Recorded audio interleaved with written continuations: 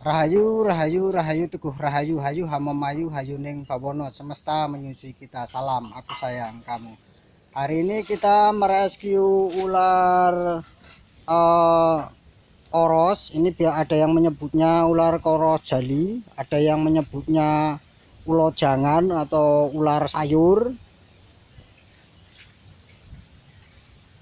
Nah, jenis ular ini tidak berbisa dan tidak beracun. Akan saya jelaskan tentang bisa dan racun. Jadi antara bisa dan racun itu berbeda. Jika bisa dihasilkan dari kelenjar bisa yang tersimpan di kantong bisa pada bagian rahang biasanya. Kemudian nanti akan disuntikkan dari taring. Kemudian kalau racun itu dihasilkan dari kelenjar, baik kelenjar kulit maupun kelenjar yang dihasilkan di bagian mulut. Kinerja dari bisa sendiri itu akan bekerja melalui saluran darah dari pembuluh darah, sementara untuk racun bekerja melalui pencernaan.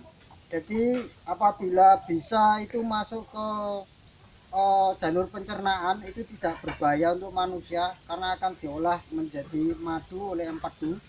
Sementara kalau racun itu akan berbahaya ketika masuk ke areal pencernaan. Baik, akan saya buktikan bahwa ular ini tidak berbisa. Ini tadi sudah karena videonya kacau. Nah, ini kita ulang. Ini akan saya buktikan.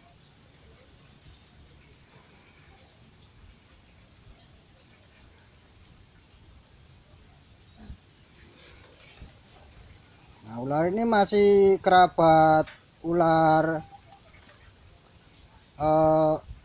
apa namanya, ular koros. Nah, seperti ini. Jadi kalau kita digigit ular jenis ini jangan ditarik, karena kalau ditarik parah lukanya. Nah, ular ini juga penting untuk keseimbangan ekosistem karena efektif untuk memakan tikus. Jadi dengan ukuran segini ini sudah muat makan tikus. Nah, secara mitologi ini diyakini kesayangannya Dewi Sri yang menjaga kesuburan di pertanian.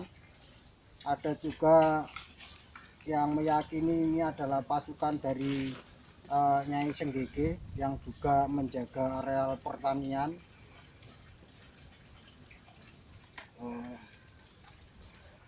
Dari morfologi ini sepertinya jantan.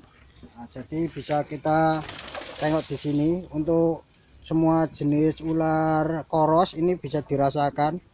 Jadi alat reproduksinya akan terasa di sebelah sini. Ada dua benjolan. Kemudian warna di bagian perutnya ini lebih kuning. Kalau betina akan berwarna lebih putih. Kemudian di bagian punggung kecenderungan untuk jantan lebih gelap.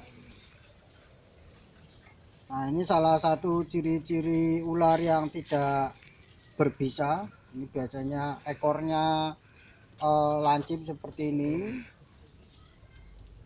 Dan mereka apa namanya bisa tumbuh besar, kemudian badannya panjang.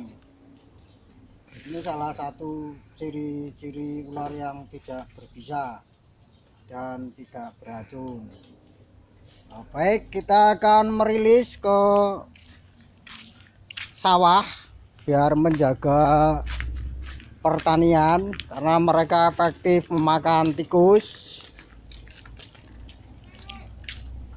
Kita akan kembalikan ke habitatnya di daerah yang banyak tikus.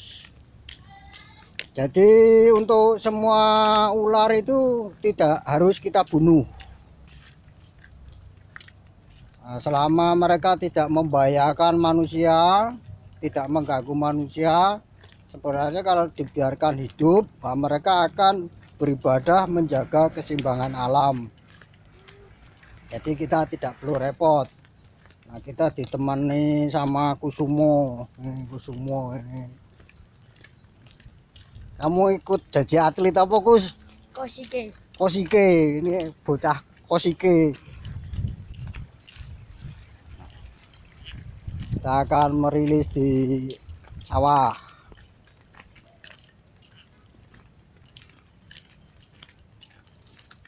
Nah, tolong Gus.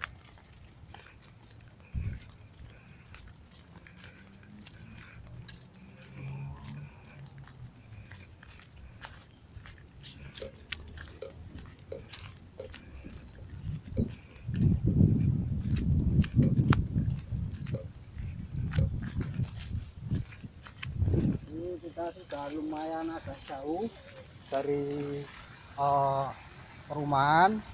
Nah, tadi kita merescue di sana. Nah, kita lepaskan di areal pertanian. Di sini ada biar makan tikus. Oh, masih.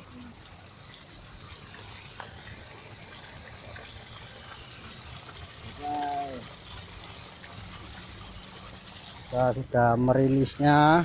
Nah, ini di sini tadi. Wah, itu sudah merdeka. Semoga beribadah sesuai fitrahnya.